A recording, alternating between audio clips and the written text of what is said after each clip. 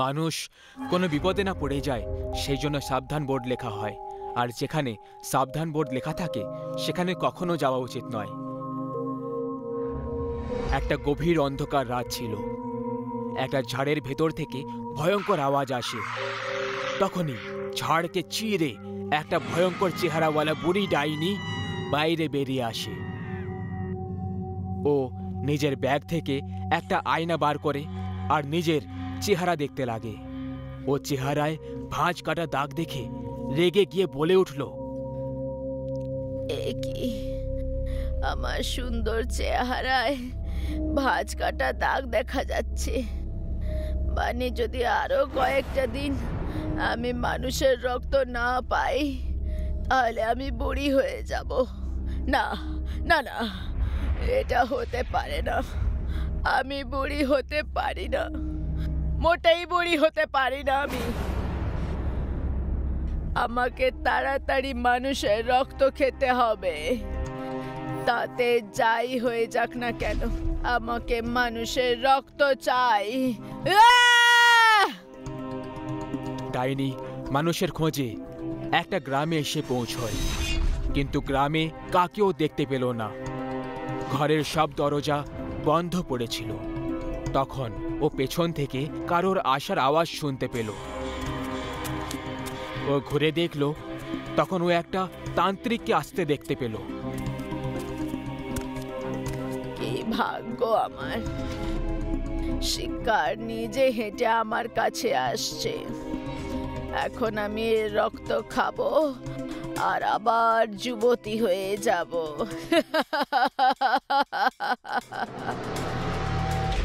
দাঁড়াও, আমার খিদে না মিটিয়ে এত তাড়াতাড়ি কোথায় চলে যাচ্ছ? দাঁড়িয়ে যা ডাইনি, আর এই গ্রাম থেকে দূরে চলে যা, না হলে আমি তোকে মোটেই ছাড়বো না।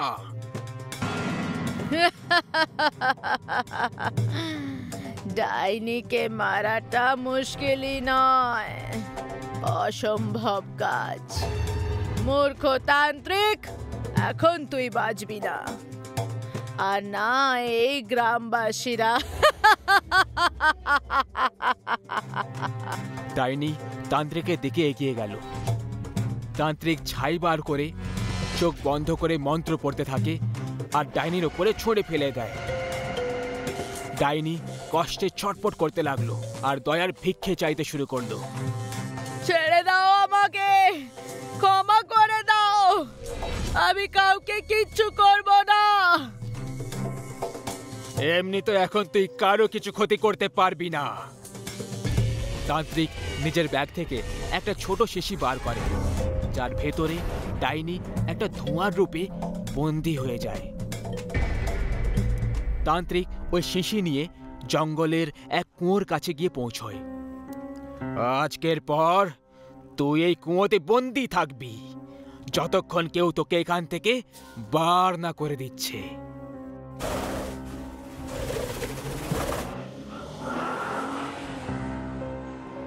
এই রনিত, কি যে কেঁদে বেড়াস? তুই এখানে মুখ ঝুলিয়ে কেন বসে আছিস? আরে আমরা পিকনিকে যাচ্ছি ভাই, কারোর শ্রাদ্ধে নয়। জাস্ট চিল ইয়ার। ভাই, যবে থেকে আমি জানতে পেরেছি যে আমরা যে জঙ্গলে পিকনিক করার জন্য যাচ্ছি সেখানে একটা ডাইনির কুয়ো রয়েছে, আর ওখানে আশেপাশে থাকা লোকেদের কথা মতো যে ওই কুয়োর ডাইনি লোকেদেরকে মেরে নিজের বয়সকাল বাড়িয়ে দেয়, ব্যাস তখন থেকেই আমার কেরোসিন অবস্থা ভাই। আরে গ্রামের লোকেরা মূর্খ হয়, সেই জন্য ওরা সবাই ভূত প্রেত ডাইনির ওপরে আজ অব্দি বিশ্বাস করে। যাই হোক, ঠিক আছে, ডাইনি হোক বা ডাইনির মা, ওর সাথে আমরা করব তাম্মা তাম্মা। কি বন্ধুরা? ঠিক বলেছিস।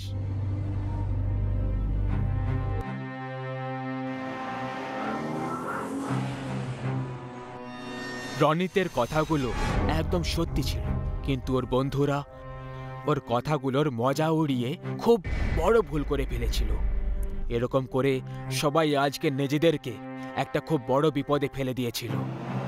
জল শেষ হয়ে গেছে, আমি জল নিয়ে আসছি।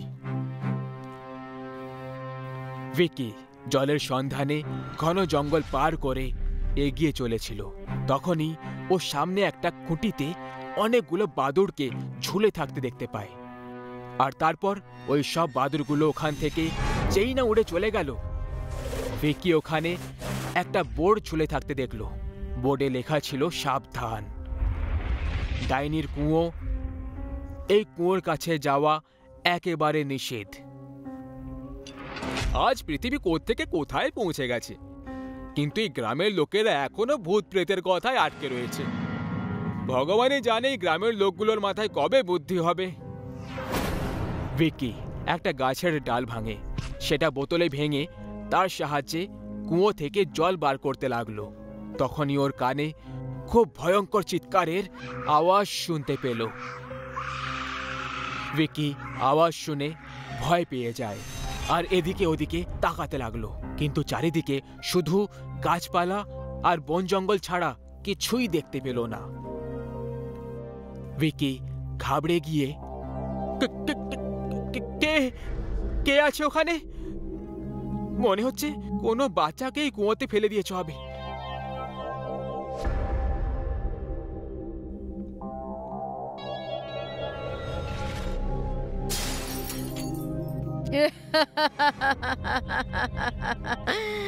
আমি আবার ফিরে এসেছি, আমি আবার ফিরে এসেছি। দেখ তান্ত্রিক, আমি আবার ফিরে এসেছি। ওর পেছনে কি হচ্ছে সেটা না জেনে ভিকি জলের বোতল নিয়ে সামনে কারের দিকে এগিয়ে গেল। ও পেছন থেকে এই আওয়াজগুলো শুনে ভয়ে থেমে যায়। তখনই ডাইনির নজর ওর উপর পড়ে যায়, আর তখনই ও ভিকের পেছনে গিয়ে চুপ করে দাঁড়িয়ে যায়। ডাইনি অবাক হয়ে ওর দিকে তাকিয়ে থাকে। ভিকি অনুভব করে ফেলল যে কেউ ওর পেছনে এসে চুপ করে দাঁড়িয়ে আছে। ও একটু ভয় পেয়ে গেল।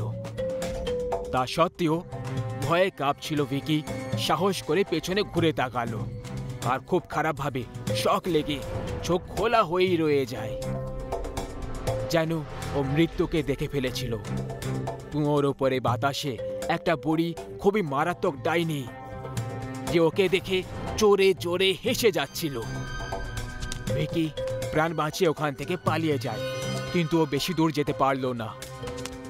ডাইনি নিজের লম্বা চুল দিয়ে ওকে ধরে নিজের দিকে জোরে টেনে নিল।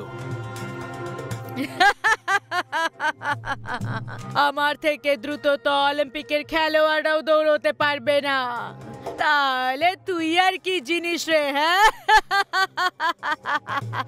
কত যুবক আর গরম রক্ত। আজ তো আমি খুব মজা পাবো তোর রক্ত খেয়ে।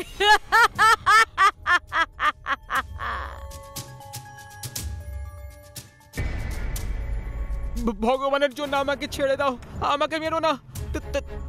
তুমি এই জল খেয়ে নাও। আমি জল নয়, রক্ত খাই। তুই ওখানে ওই বোর্ডে সাবধান লেখা ছিল পড়িসনি নাকি রে? রক্ত চুষে খাওয়া ডাইনি আমি, যে রক্ত খেয়ে যুবতী হয়ে যায়। এবার আমি তোর রক্ত খাবো। হঠাৎ ডাইনির জিভ খুব ধারালো হয়ে যায়, আর একটা ঝটকায় ভিকির মাথা ধড় থেকে আলাদা করে দেয়। ওর ধড় থেকে বেরোনো রক্তটাকে হাতে তুলে খেতে লাগলো। রক্ত খেয়ে ডাইনি একটু যুবতী হয়ে যায়, আর ওর চেহারার ভাঁজ কাটা দাগ একটু কম হয়ে যায়।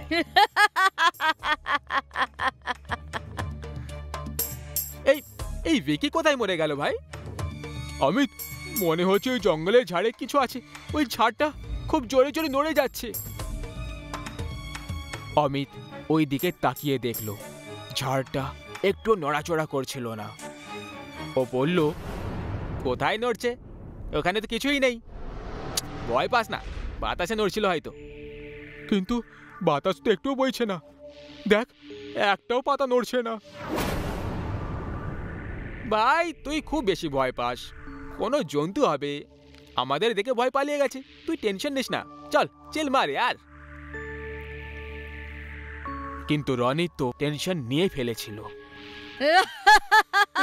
বাঁচাও বাঁচাও বাঁচাও বাবা, বাঁচাও!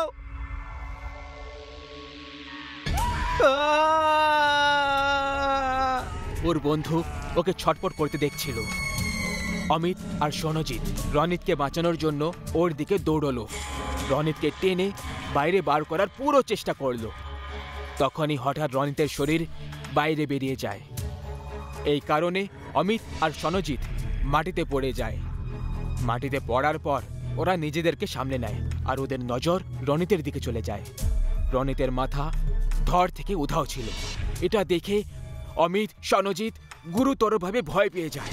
দুজনে কিছু বুঝতে পারতো তার আগেই ঝাড় থেকে ডাইনির চুল বেরিয়ে আসে আর ওই চুলটা ওদেরকে ধরে কুয়োর দিকে টেনে নিয়ে চলে যায়। দুজনে উল্টোভাবে ঝুলে থাকা ডাইনির চেহারা থেকে কয়েক ইঞ্চি দূরে ছিল।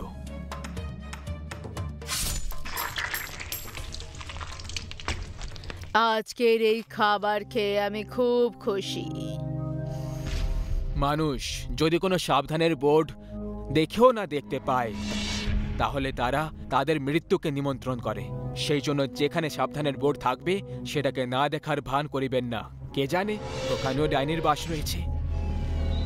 আছে আর কোন বাপের ছেলে যারা এই সাবধান বোর্ডকে অবমাননা করে আমার কুয়োর কাছে আসতে চায়?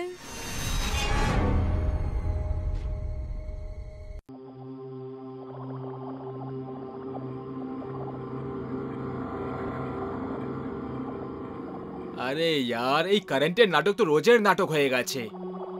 একটু আবহাওয়া খারাপ হলো না আর এই রুট কার বাপের বাড়ি চলে যায় কি জানি। কখনো কখনো মনে হয় যে আমরা কোনো বাংলোতে নয়, কোনো ভূত বাংলোতে থাকি। ঠিক বলেছো।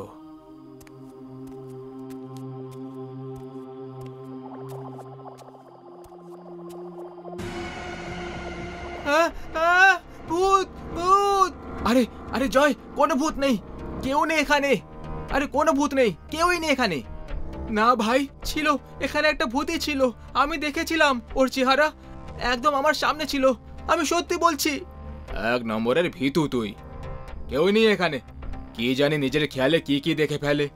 চল ভাই, এবার ভেতরে চল। অনেক কাজ বাকি পড়ে আছে। হাত মুখ ধুতে হবে, রান্না করতে হবে, তারপর খেতে হবে। চল।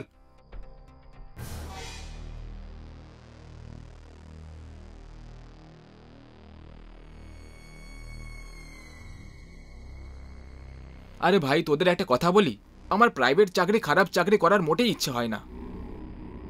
চাকরি করার ইচ্ছে তো আমারও হয় না, কিন্তু কি করি, করতে তো হবেই। আবে গাধা, যদি চাকরি না করিস তাহলে কামাবি কি আর খাবে কি? আর বাড়ির লোকেদের টাকা কি করে পাঠাবি? টাকা গাছে তো ফলে না যে যখন খুশি লাভ দিয়ে পেড়ে নেব। সেই জন্য আলসেমি আর ইগো ছাড়, নিজের কর্মের উপরে মন দে। কর্মের চেয়ে বড় আর কিছু নেই। আমাদের কর্ম চাকরি করে টাকা রোজগার করা। তাই চুপচাপ ইমানদারির সাথে চাকরি করতে থাক। যদি গাছে টাকা ফলতো তাহলে কি মজাই না হতো। যদি সত্যি এরকম হতো তাহলে আমি শহরে আসার বদলে আমার গ্রামে যেতাম আর ওখানের সব জায়গায় টাকার গাছ লাগিয়ে সোজা আরবিআই এর সাথে ধান্দা করে নিতাম আর মজা করতাম, মজা। আরে ওই ধনী লোকের বেটারা, এসব আজে বাজে খেয়াল ছাড় আর হাত মুখ ধুয়ে শুয়ে পড়। সকালে অফিসেও যেতে হবে। তোমরা যাও, আমি একটু বাইরে হাওয়া খেয়ে আসছি। আজকে একটু বেশিই খেয়ে ফেলেছি।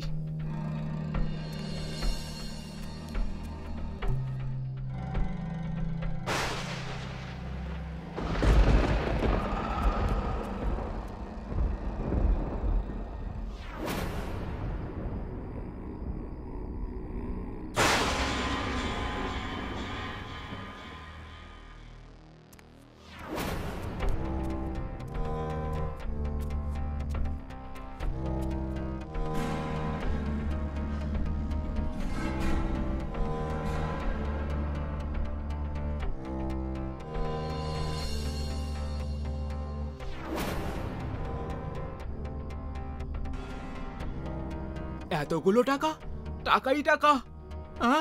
আমি তো ধনী হয়ে গেলাম। এবার টাকা রোজগারের জন্য আমাকে কোথাও চাকরি করতে হবে না। এত এত টাকা দিয়ে তো আমি নিজেই মালিক হয়ে যেতে পারবো। খুব মজা করবো এবার আমি। এবার দেশ বিদেশে গিয়ে ঘুরে বেড়াবো। এবার তো টাকাই টাকা আছে আমার কাছে।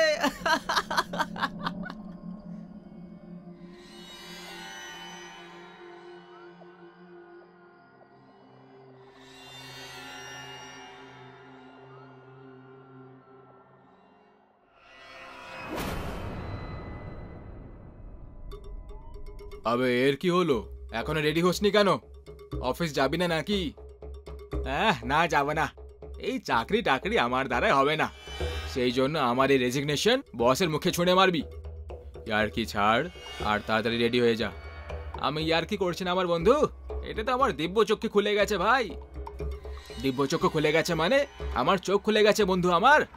আমি খুব তাড়াতাড়ি নিজের বিজনেস শুরু করব, সেই জন্য এই রেজিগনেশনটা বসের মুখেই ছুঁড়ে মারবি। তুই সত্যি সিরিয়াস নাকি সকাল সকাল ভাং খেয়ে বসে আছিস? যখন কোনো মানুষ তার সঠিক পথ খুঁজে পেয়ে যায় না, তখন তার এভাবেই মজা ওড়ানো হয় যেভাবে তুই ওড়াচ্ছিস। কিন্তু এখন ব্যাস ভাই, আমি আমার লাইফে বড় কিছু করতে চাই, যার সময় এসে গেছে। আমি তো বলছি যে তোরা দুজনে চাকরি ছেড়ে দে আর আমার সঙ্গে জুড়ে যা, পার্টনার হয়ে যা আমার। স্টার্ট আপের এমন ঝান্ডা কাটবো যে কোটি টাকার কোম্পানিকে আরব টাকার কোম্পানি বানিয়ে দেব। বল কি বলিস তোরা? দেখ ভাই, সত্যি বলবো তো আমার মনে হচ্ছে যে কাল রাত তোর খুব জ্বর হয়েছিল, সেটা তোর মাথায় চড়ে নাচছে না শুধু, বরং তাণ্ডব করছে তাণ্ডব। তুই আজকে আরাম কর আর ভালো করে ভাব যে তুই আজ কি বলছিস। আমরা সন্ধেবেলায় মিলবো, চল রে। Hello, Bombay hotel.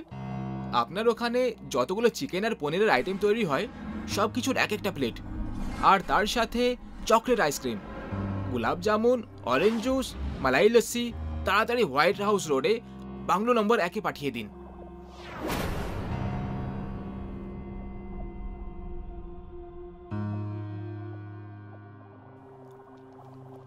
আজ থেকে শুকনো খাবার খাওয়া বন্ধ, 5 স্টার হোটেলের খাবার শুরু।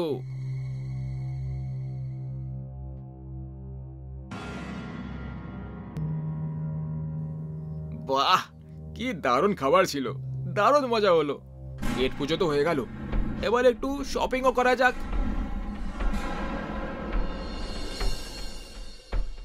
হ্যালো ভবেশ ভাই, কেম છો?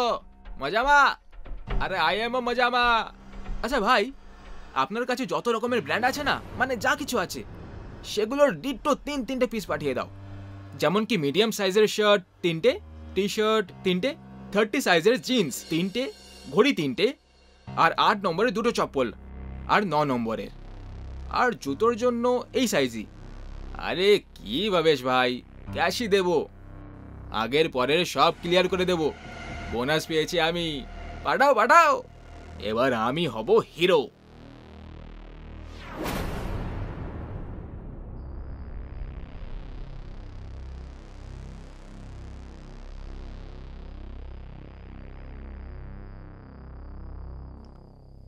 এই নতুন জুতো চপ্পল আর কাপড় দেখে তো সুভাষ আর জয়ও খুব খুশি হয়ে যাবে। টাকাও কি দারুণ খেলা খেলে মাইরি, কামাল করেই টাকা, यार কামাল করে দেয়। আরে টাকা এলো না আর সোফাও নিজের রং দেখিয়ে দিল। এক্ষুনি ঠিক করছি এই সোফার বাচ্চাকে। Hello, Agarwal furniture?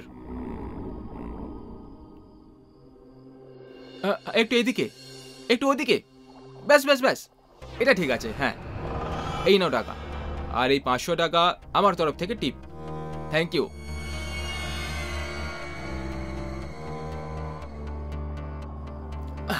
এবার ঠিক লাগছে।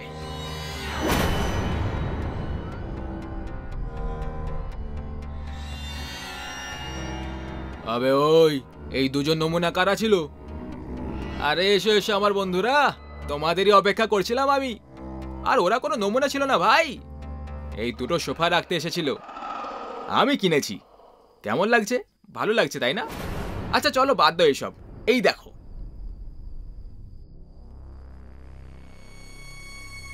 আবে কি রে এইসব, আর এতগুলো জিনিসপত্র কার? কিছু আমার আর কিছু তোমাদের দুজনের। আমাদের? অবাক হওয়ার কোনো দরকার নেই, আর না টেনশন নেওয়ার দরকার আছে, সব ক্যাশে নিয়েছি। তোর কোনো লটারি লেগেছে নাকি রে? নাকি ঘর থেকে টাকা চেয়ে মহারাজা হয়ে ঘুরে বেড়াচ্ছিস তুই?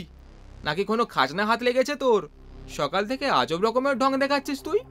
আরে আমার ভাই, তোমাদের যা ভাবার ভাবতে পারো, আর নিজের নিজের জিনিস নিয়ে এনজয় করো। অমর, সত্যি করে বল, তুই কোনো চোরে গ্যাং জয়েন করে নিসনি তো? মানে এই সব কিছু তুই চুরির টাকা কিনেছিস তাই না? করে দিলে তো ইনসাল্টের অপমান ভাই। ভালো করে দেখো ভাই, আমার এত সুন্দর বাচ্চা চেহারাটা আমাকে দেখে কোনো অ্যাঙ্গেল থেকে চোর মনে হচ্ছে তোমাদের? হ্যাঁ না তো, তাহলে আচ্ছা এই সব প্রশ্ন উত্তর ছাড়ো ইয়ার, আর নিজের জিনিসপত্র চেক করে নাও। ফিটিং উইটিং ওপরে নিচে হলে তাহলে বদল করে নেব। এত কড়া কড়া নোট যে দিয়েছি। আরে বসো ভাই यार।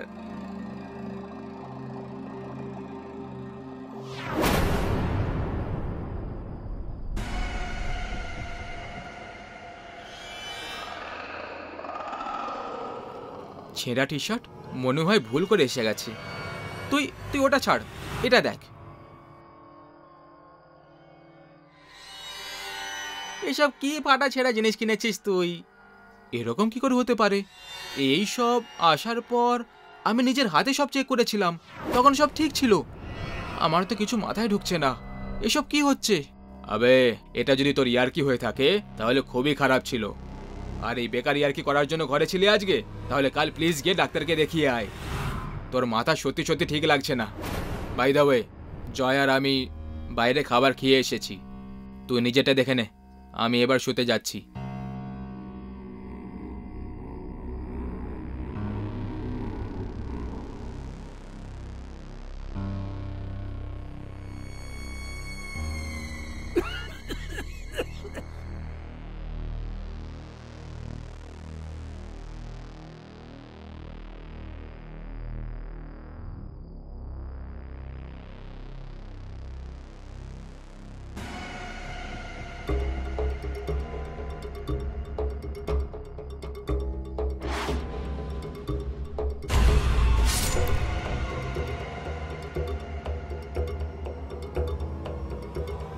আবে यार অমর, না ভেতরে আছে না বাইরে না টয়লেটে, এত সকাল সকাল কোথায় উধা হয়ে গেল?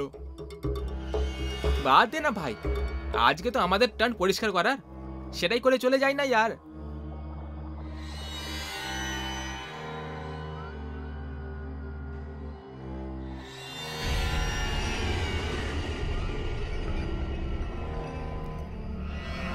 আরে বাপরে, ব্যাগ তো খুব ভারী। জয়, আমার সাহায্য কর। ব্যাগ তো সত্যি খুব ভারী। এমনিতে এতে কি আছে?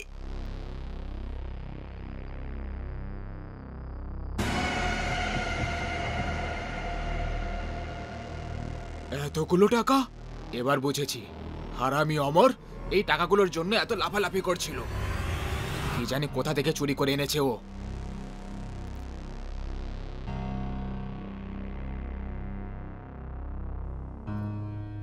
এতে কি লেখা আছে? কোনো গিরধর নামের লোকের অ্যাড্রেস। আমার মনে হয় এই টাকাগুলো ওই লোকটারই। ওই লোকটার টাকা ছিল বল, এখন এই টাকাগুলো আমাদের। তাদের চুরির টাকা হোক না কেন। পাগলামি করিস না, অন্যের টাকায় নজর দেওয়া মোটেই ভালো কথা নয়। পাগল আমি নই, পাগল তুই একটা, যে ঠাকুর লক্ষ্মীর এভাবে অপমান করছিস। যদি তোর আপত্তি না থাকে তাহলে এর 3টে ভাগ করে নেব, যদি থাকে তাহলে এই টাকা 2 ভাগে ভাগ হবে। আর এই আমাদের টাকা অন্য কোথাও যাবে না। চুপ কর, টাকা দেখেই একেবারে পাগল হয়ে গেছে। এগুলো চুরির টাকা, আর তুই ভাগাভাগির কথা বলছিস। দেখ, আমি অ্যাড্রেসে যাচ্ছি, আগে আমি গিরধরের সঙ্গে কথা বলে ঠিক করে জানবো এই টাকাগুলো সত্যিটা কি। যদি সেই মালিক বেরোয় তাহলে আমরা এই টাকা তাকেই ফেরত দিয়ে দেব, আর অমর এলে শালাকে বেঁধে কোনো এক কোণে বসিয়ে দিবি। আমি এসে কথা বলবো।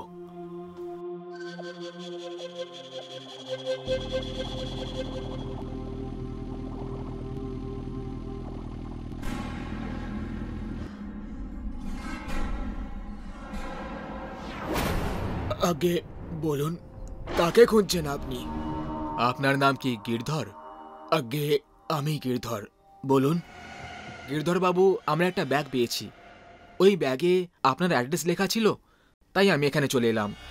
যদি আপনি ওই ব্যাগের রং আর তাতে কত টাকা ছিল বলে দেন তাহলে আমি সেটা আপনাকে ফিরিয়ে দেব। ভেতরে এসো, বসো। ওই ব্যাগটা কালো রঙের, তাই না? আগে মানে ওটা আপনারই ব্যাগ? তুমি ওই কালো ব্যাগটা ওই ঘরে পেয়েছো হবে, যেখানে আমার মেয়ে রাগিনী আর জামাই শেখর ছিল। শেখর আমার মেয়ের জীবনটাকে একেবারে মুশকিল করে দিয়েছিল। 1 নম্বরের লোভী বাজে একটা লোক ছিল। প্রত্যেক দিন টাকার জন্য আমার মেয়েকে ধরে মারতো।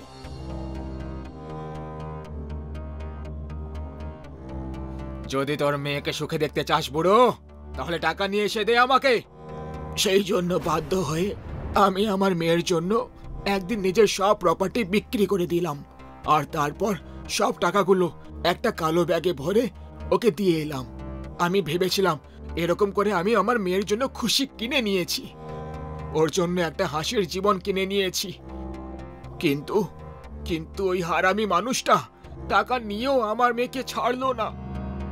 ও আমার মেয়েকে মদের নেশায় মেরে দিল, আর পুলিশকে টাকা খাইয়ে ওর মৃত্যুকে অ্যাক্সিডেন্ট বানিয়ে বেঁচে গেল। গিরধর বাবু, যদি আপনার এই কথাটা ঠিক হয়, আমার বন্ধু অমর উধাও হয়ে গেছে, আর কাল থেকে ওর যে ব্যবহার দেখেছি সেটা দেখে তো এটাই লাগছে যে ও ওই ব্যাগটা পেয়ে গেছে। গিরধর বাবু, আপনি তাড়াতাড়ি চলুন, নাহলে আমার বন্ধু জয় মরে যাবে। চলুন তাড়াতাড়ি।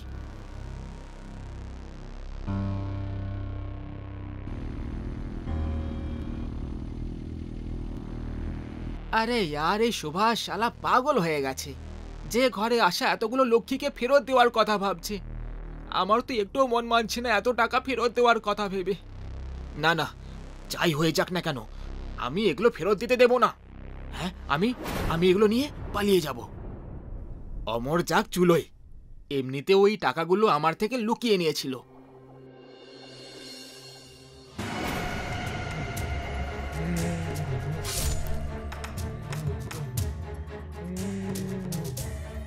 জয়, রাগিনী, আমার মেয়ে। বাবা, তোমাকে একটা কথা বলার ছিল। যৌতুক দেওয়াটা ঠিক নয় বাবা, কারণ মেয়েদের খুশি টাকা দিয়ে নয়, বরং একটা ভালো জীবন সঙ্গী খুঁজেই কেনা যেতে পারে।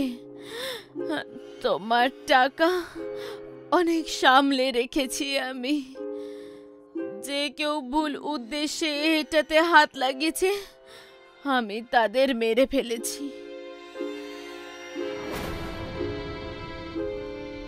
আমার সোনা রাগিনী, আমাকে ক্ষমা করে দে মা।